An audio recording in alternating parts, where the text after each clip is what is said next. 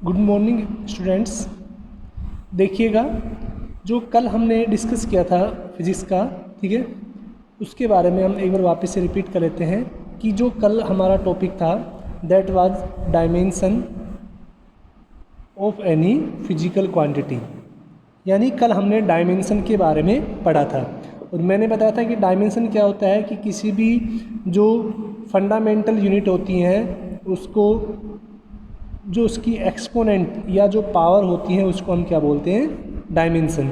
जो 7 fundamental quantity हैं उनके लिए हम जो डायमेंशन है वो लिखते हैं। इसके बाद हो गया था, ठीक है ना, यहाँ तक हो गया था, ठीक है। अब डायमेंशन फॉर्मूले के बारे में अगर हम बात करें तो जो ऐसे हम लिखते हैं स्क्वायर ब्रैकेट के अंदर MLT, जैसे यहाँ पे 1 2 3, ये 1 2 3 तो डायमेंशन कहलाती हैं। अगर हम इनको बेस के साथ और स्क्वायर ब्रैकेट में राइट डाउन कर देते हैं तो वो क्या कहलाते हैं, डायमेंशन फॉर्मूला। अगर डायमेंशन फॉर्मूला और डायमेंशन इक्वेशन की बात करें, ठीक है, अगर हम उस डायमेंशन फॉर्मूले के सामने जिस फिजिकल क्वांटिटी का वो डायमेंशन इक्वेशन है उसको भी अगर राइट डाउन कर देते हैं तो वो क्या बन जाती है, डायमेंशन इक्वेशन बन जाती है, ठीक है। तो यहाँ से देखिएगा, जैसे हमने बात करी कि वॉल्यूम के लिए, वॉल्यूम की डायमेंशन क्या होती है, M0 L3 T0, क्योंकि वॉल्यूम का जो यूनिट होती है वो क्या होती है, मीटर क्यूब। तो यहाँ पर V = M0 L3 T0, this is known as the equation of a dimension. इस तरह से हम डायमेंशन की अलग अलग इक्वेशन लिख सकते हैं। अब देखिएगा, डायमेंशन के बारे में और थोड़ा डिटेल से हम बात करते हैं कि what is the dimensional analysis, ठीक है ना। तो डायमेंशनल एनालिसिस क्या होता है कि डायमेंशन हम कैसे कैसे लिखेंगे, क्या क्या उसकी लिमिटेशन होती है और क्या उसके एप्लीकेशन है। फर्स्ट क्या है कि only those physical quantity which have same dimension can be added and subtracted from called the principle of homogeneity of a dimension. Homogeneity means क्या होता है, होमो का मीन्स क्या होता है, होमो मीन्स सेम। तो यहाँ पे देखो क्या कह रहा है, इस स्टेटमेंट का मीन्स क्या है कि दो फिजिकल क्वांटिटी तभी ऐड हो सकती है या तभी सब्ट्रैक्ट हो सकती हैं अगर उनकी डायमेंशन सेम है। अब मुझे सिंपल जनरल एग्जांपल की अगर हम बात करें, ठीक है, अगर हम जनरल एग्जांपल की बात करें, जैसे कि अगर मैं आपसे बोलता हूँ कि 5 किलोग्राम के अंदर आपको ऐड करना है 2 मीटर, क्या ये पॉसिबल हो सकता है? नहीं हो सकता। क्यों नहीं हो सकता? क्योंकि किलोग्राम की डायमेंशन कितनी होती है, किलोग्राम की डायमेंशन m होती है और मीटर की डायमेंशन क्या होती है, l होती है।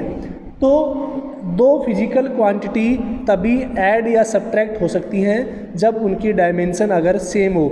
यहाँ पर दोनों की डायमेंशन अलग अलग है तो ये दोनों आपस में ऐड नहीं हो सकती।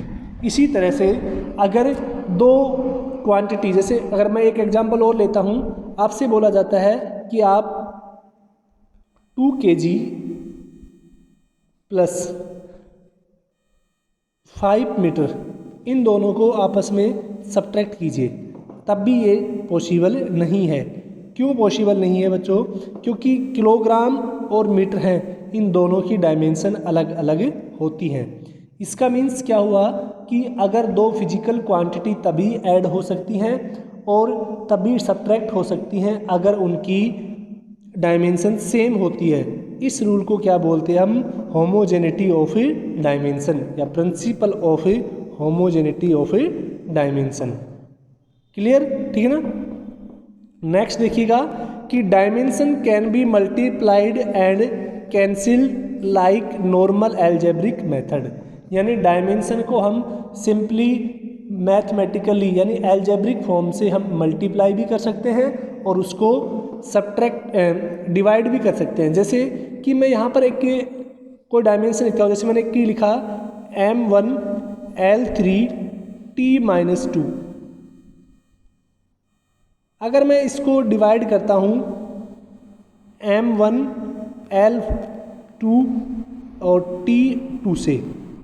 तो एक्चुअल में सीधा कैसे हो जाएगा कि M1 से क्या हो गया, M1 कैंसिल हो गया, L2 से क्या हो गया, एक L कैंसिल हो गया, और T2 है, ये प्लस का है और ये माइनस का, जब ये ऊपर जाएगा तो ये भी माइनस का हो जाएगा, यानी टोटल कितना हो गया, T⁻⁻4। इसका मीन्स क्या हो गया कि हम डायमेंशन को सिंपली एल्जेब्रिक फॉर्म में मल्टीप्लाई भी कर सकते हैं और डिवाइड भी कर सकते हैं।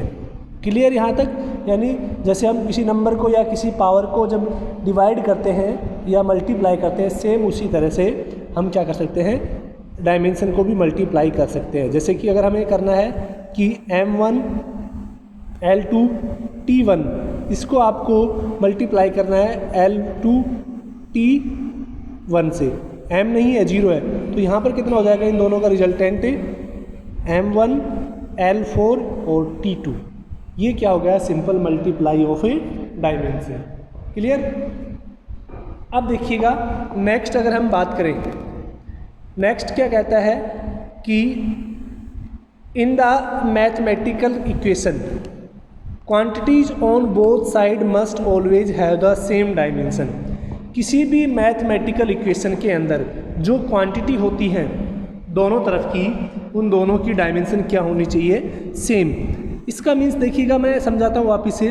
जैसे बच्चों आप लिखते हैं कि कोई भी इक्वेशन, जैसे अगर हम बात करें फोर्स, या फिर सिंपल अगर हम वेलोसिटी की बात करते हैं, वेलोसिटी v बराबर क्या होता है, मीटर पर सेकंड, ये वेलोसिटी हो गया, ठीक है ना। या फिर जैसे तो जो डायमेंशन है वेलोसिटी की है वो किसके बराबर होगी, मीटर पर सेकंड के। दूसरा अगर हम बात करें, जैसे आपने न्यूटन्स के अंदर न्यूटन्स की फर्स्ट इक्वेशन ऑफ मोशन पढ़ी होगी, v = u + at। इसका मीन्स क्या हुआ कि ये जो इक्वेशन है इसके अंदर जो लेफ़्ट की डायमेंशन है, यानी v की जो डायमेंशन है वो राइट साइड की डायमेंशन के बराबर होनी चाहिए। अब वापस से देखते हैं, देखो u और at दोनों एडिशन में है, यानी u और a आपस में जुड़ रहे हैं, u और at। इसका मीन्स क्या हुआ, u की डायमेंशन और at की डायमेंशन भी सेम होनी चाहिए। हमने जो प्रिंसिपल होमोजेनिटी पढ़ा था, हमने उसमें क्या कहता है कि दो फिजिकल क्वांटिटी तभी ऐड हो सकती हैं जब उनकी डायमेंशन सेम हो। तो यहाँ से देखिएगा, अगर हम इसकी बात करें v की डायमेंशन क्या होगी, m0 L1 T-1। Clear? v क्या होता है, इनिशियल वेलोसिटी, तो इसकी डायमेंशन क्या होगी, m0 L1 T-1। अगर हम u की बात करें तो u भी क्या होता है, v फाइनल वेलोसिटी होती है और u क्या होता है, इनिशियल वेलोसिटी, तो इसकी डायमेंशन भी कितनी होगी, m0 L1 T-1। क्लियर?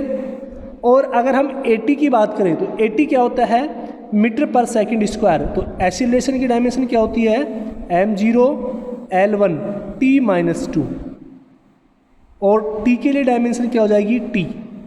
यानी इनका जो रिजल्टेंट है, इस एक्सप्रेशन का जो रिजल्टेंट है वो कितना आएगा, मैं यहाँ पे लिख रहा हूँ m0 L1 T1 माइनस का बचेगा।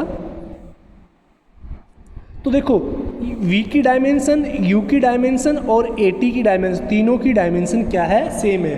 इसका मीन्स क्या हुआ, अगर किसी भी इक्वेशन में जो LHS पार्ट होता है और जो RHS पार्ट होता है, उन दोनों की डायमेंशन क्या होगी, सेम होती है, तभी वो इक्वेशन करेक्ट मानी जाती है। ठीक है, नेक्स्ट देखिएगा, arguments of special functions like trigonometry, logarithm and ratio of similar physical quantity are the dimensionless.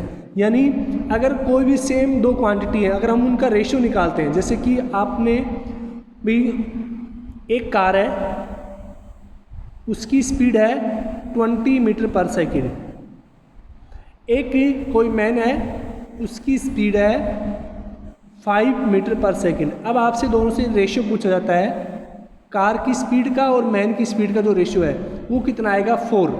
तो बच्चों ये जो रेशियो होता है ये कैसी होती है, हमेशा डायमेंशनलेस क्वांटिटी होती है। तो ध्यान रखना, किसी भी फिजिकल क्वांटिटीज़ का जो रेशियो होता है वो हमेशा डायमेंशनलेस क्वांटिटी होती है। क्लियर? ये सिंपल रूल है, ये आपको याद रखने हैं, ठीक है ना। अब जैसे कि ये हमने लिखा है कि जो equation are uncertain in the extent of the dimensionless quantity, ठीक है ना। तो यहाँ पर जो इक्वेशन है, देखो यहाँ पर अगर हम लिखते हैं डिस्टेंस क्या होती है, स्पीड इनटू टाइम। तो डिस्टेंस यानी लेंथ में डिनोट की जाती है, स्पीड मीटर पर सेकंड में और टाइम टी में। तो टी से टी कैंसिल हो जाएगा, एल इक्वल टू कितना आएगा, एल। यानी इक्वेशन के लिए हमेशा डायमेंशन क्या रहती है, एलएचएस पार्ट की और आरएचएस पार्ट की सेम होती है, ठीक है ना। ये इसको क्लियर करके बता रखा है एग्जाम्पल के साथ यहाँ तक। अब देखिएगा नेक्स्ट जो हमारा स्टार्ट होता है एप्लीकेशन ऑफ डायमेंशन एनालिसिस, यानी डायमेंशन एनालिसिस का क्या क्या यूज़ करते हैं हम डेली लाइफ में, उसके बारे में हम बात करेंगे, ठीक है। तो देखिए बच्चों, डायमेंशनल एनालिसिस का जो एप्लीकेशन है वो क्या होता है। फर्स्ट तो देखिए क्या है, checking dimensional consistency of equation. Dimensional consistency means क्या होता है कि जो एलएचएस पार्ट की डायमेंशन है, एलएचएस पार्ट की डायमेंशन है वो किसके बराबर होती है, किसके बराबर होनी चाहिए, आरएचएस यानी राइट हैंड साइड के पार्ट के बराबर। इसको हम क्या बोलते हैं, कंसिस्टेंसी। यानी किसी भी डायमेंशनली जो करेक्ट इक्वेशन होगी उसके अंदर क्या होगा कि दोनों साइड की जो डायमेंशन है वो क्या होगी, सेम होगी। यानी एलएचएस पार्ट की और आरएचएस पार्ट की जो डायमेंशन है वो क्या होगी, सेम, ठीक है ना। अब देखिएगा सबसे इम्पोर्टेंट टर्म्स की यहाँ पर क्या है कि कोई भी डायमेंशनली करेक्ट इक्वेशन है, ज़रूरी नहीं कि वो मैथमेटिकल इक्वेशन हो। यानी अगर कोई भी दो इक्वेशन हमने लिखी, आरएचएस पार्ट और एलएचएस पार्ट, अगर दोनों की डायमेंशन हमने एक साथ लिख दी, ठीक है ना, अगर दोनों की तरफ की डायमेंशन सेम है तो ऐसा ज़रूरी नहीं कि वो इक्वेशन भी करेक्ट हो। यानी जैसे कि अगर हम बात करें कोई भी इक्वेशन, ठीक है ना, जैसे मैं लिख रहा हूँ यहाँ पर कि एक इक्वेशन लिखता हूँ जैसे कि डिस्टेंस क्या होती है, स्पीड इनटू टाइम, यानी v वेलोसिटी इनटू टाइम। अगर मैं एक इक्वेशन लिख रहा हूँ ut plus half at square, तो यहाँ से देखिए ये अजीब सी इक्वेशन है। अगर आप इनके डायमेंशन चेक करेंगे दोनों तरफ की तो वो डायमेंशन सही आएगी, लेकिन ये इक्वेशन गलत है। इसका मीन्स क्या होगा, हाँ अगर दो इक्वेशन सही है तो डायमेंशन तो हमेशा सही होंगी, लेकिन ज़रूरी नहीं कि डायमेंशन सही है तो इक्वेशन भी सही हो, ठीक है ना। नेक्स्ट देखिएगा कि जैसे ये कोई इक्वेशन दे रखी है तो ज़रूरी है कि जो x की डायमेंशन है, जो LHS पार्ट में जो x की डायमेंशन है वो RHS पार्ट की डायमेंशन के इक्वल है, लेकिन ज़रूरी नहीं कि ये इक्वेशन सही हो, ठीक है ना। तो अगर डायमेंशन इक्वल होने का मतलब ये नहीं कि इक्वेशन भी सही हो, ठीक है ना। अब देखिएगा दूसरा जो एप्लीकेशन है वो क्या है कि जो डायमेंशन है वो क्या करती है, जो फिजिकल क्वांटिटी है उनके बीच में रिलेशन को इस्टेब्लिश करती है। यानी जो डिफरेंट फिजिकल क्वांटिटी हैं उनके बीच में रिलेशन को इस्टेब्लिश करने में भी हम किसका यूज़ करते हैं, डायमेंशन का, ठीक है। नेक्स्ट देखिएगा, यहाँ तक क्लियर। अब आते हैं हम नेक्स्ट, तो इसका ये देखिए एग्जाम्पल हो गया। आज के लिए इतना ही, ठीक है। नेक्स्ट हम कल बात करते हैं, एरर के बारे में पढ़ेंगे। Thank you.